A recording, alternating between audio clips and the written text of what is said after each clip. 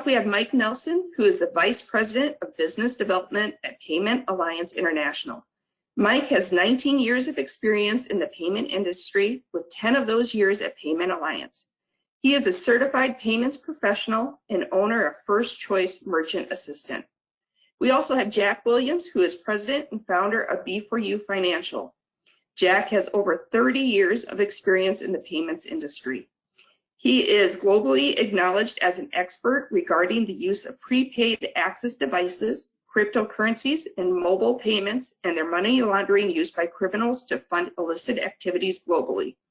He has developed and implemented over 400 payment-based programs and brings a unique blend of payment expertise. It is my pleasure to now hand it over to Mike. Thank you, Amber. Appreciate that. Thank you, everybody, for joining, taking the time out of your busy day.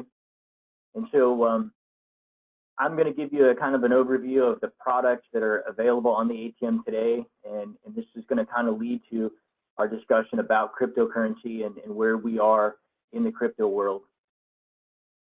So Amber, if you can go to the first slide. So we're going to talk about cryptocurrency and the future of cryptocurrency and the ATM industry. And this is kind of going to walk through traditional products that we have currently, and then we'll get into the crypto offerings that are available today. Next slide, Amber. So there were some very specific questions that were asked and value-added services on ATMs today, and what is the functionality currently offered? And what are the pluses and negatives of these services in use today? So we kind of looked at this from a product development standpoint and said, you know, what are the challenges today of adding additional services to ATMs? And those are broken down into really 4 different categories. We need real revenue. We need reasonable development costs. We can't have a lengthy time constraint to bring something to the market. And ultimately, what we need is consumer adoption. So these are some of the things that we take into account as we work on value-added services, as it relates to the ATM. Next slide, Amber. So these are some of the traditional value-add services that I think most ATM operators have access to today. Dynamic currency conversion allows international cardholders to bank in their home currency that is supported by both MasterCard and Visa today. It does help reduce interchange costs on the Visa network. It is a significant additional revenue stream for a market partner. We're also going to talk a little bit about dual balance. Cardholders can check multiple accounts in one transaction, increasing interchange income. Next slide, Amber. And then we also have enhanced balance inquiry penetration. And this is simply enhancing the screen flow to entice a consumer to prompt to do a cash, check his balance on his machine before doing a cash withdrawal. And this can increase revenues of interchange from 25 to 30% if used correctly. And we feel like there's a lot of ISOs that use this today. And if you're not familiar with some of these things, you really should kind of take a look at them. Surcharge segmentation is a product that allows an additional fee to be set, and when a credit card cash advance is performed at the ATM, it does allow additional income. 30% of the transactions that happen today are cash advances across portfolios. So if you're not looking at these types of value-add services today, we feel like you need to. And so these are some of the things that at Payment Alliance we're working on, but these are also things that everybody has access to in the ATM industry. Next slide. We have cardless programs. These are some of the traditional card programs that are out there today. And we'll go through some of the advantages and challenges of each card. So Pop Money, it's a Fiserv product. Some of the advantages are your ATM appears on a locator file. It does promote a new transaction. We're not cannibalizing additional transactions. It provides a cardholder with convenience, speed, and security of a cardless transaction. It also adds additional surcharge replacement. These are transactions that are facilitated at Fiserv, and they're sent to the ATM to be redeemed for cash. Some of the challenges with Pop Money, obviously we need adoption. by the ATM owner in the ISO channel because it's hard for Fiserv to have a large footprint without adoption. We also need cardholder acceptance within the Fiserv network. A lot of people are just migrating to the fact that they can use their mobile phone for transactions.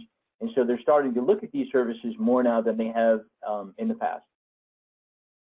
$3 replacement per transaction, sometimes that's a challenge where an ATM has a surcharge that's set at $3.50 or $3.25 or $4. It is capped at a $3 replacement per transaction for a pop money transaction. Next slide, Amber.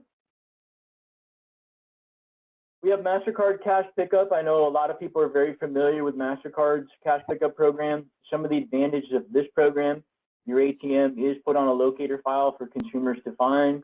It does as well promote new transactions. The goal here is not to cannibalize additional transactions that the ATM might have. It does also provide cardholders with convenience, speed, and security of a cardless transaction. It is a token-based transaction. There are some challenges with these programs as well, and wireless configurations are an issue. And we also have to deal with a lower replacement income of tiered pricing. MasterCard has a tiered MasterCard Cash Pickup that starts at $20 and works its way up to $500. And again, it was designed to increase transactions at the ATM and send additional transactions, but sometimes giving out $100 or $200 at lower than normal surcharge is a problem for us in the ATM world. Next slide. FIS Cardless Cash is a FIS product. Again, it's a cardless program. The ATM does appear on a locator file. It does promote new transactions from FIS cardholders and FIS banks that participate in the FIS program. It does also provide cardholders convenience, speed, and security of a cardless transaction. It is a standard surcharge, and standard interchange do apply. So this is a plus in all areas of the ATM world because we're not giving up anything to gain additional transactions. The challenge with it is with all cardless programs, the bank adoption within the FIS network to say, hey, I want to participate and allow my members and customers to participate in cardless cash, they have to adopt it. And those cardholders are moving more towards that direction, but in the past, it's been a slow migration for the consumer. Next slide. So then we kind of transition into new and advanced value add services. And I say new and advanced because I think recently in the last 6 to 8 months is where the development has come in around cryptocurrency. And that's really going to lead us into what we're going to talk about today.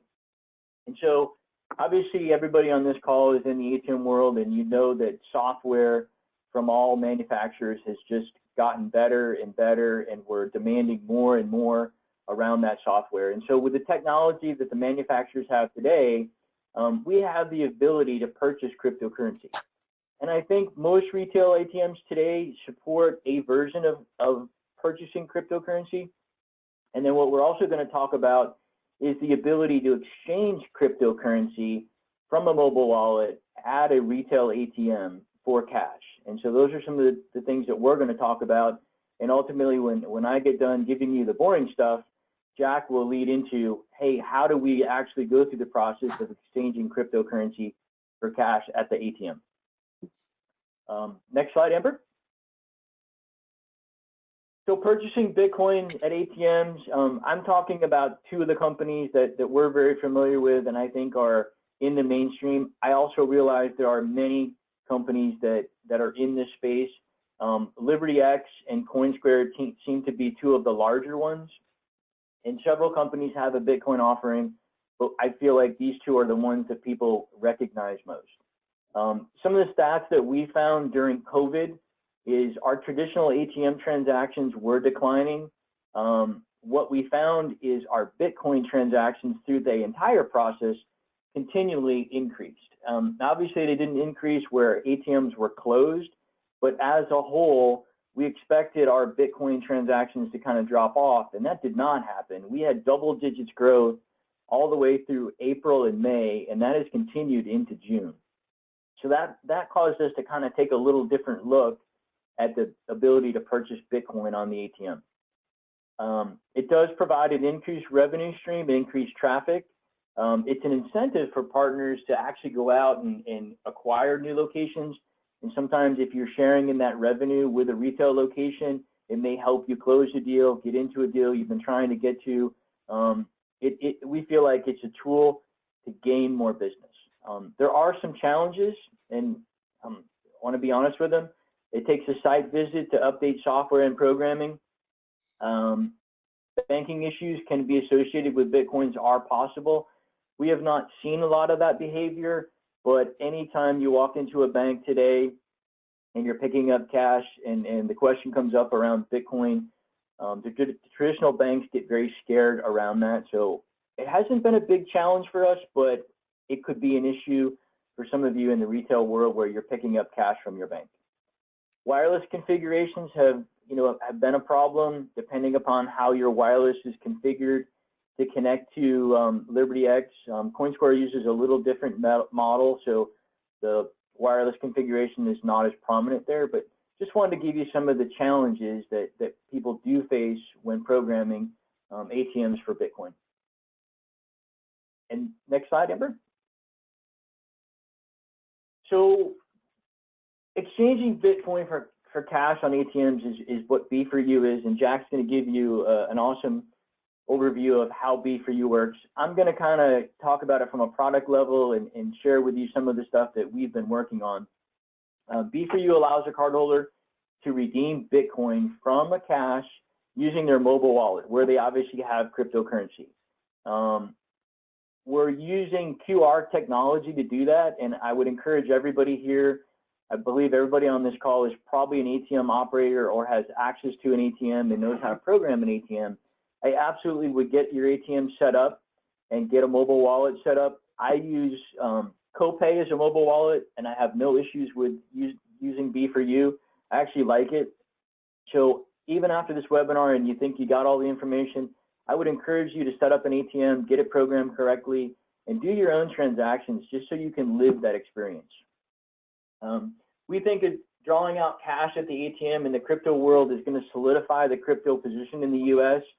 I think a lot of people are buying Bitcoin, but I think now that they're going to have the access to get cash quickly and easily, I think that's going to increase that position for crypto. I think you're going to see more purchases just because of the ease of converting crypto to cash.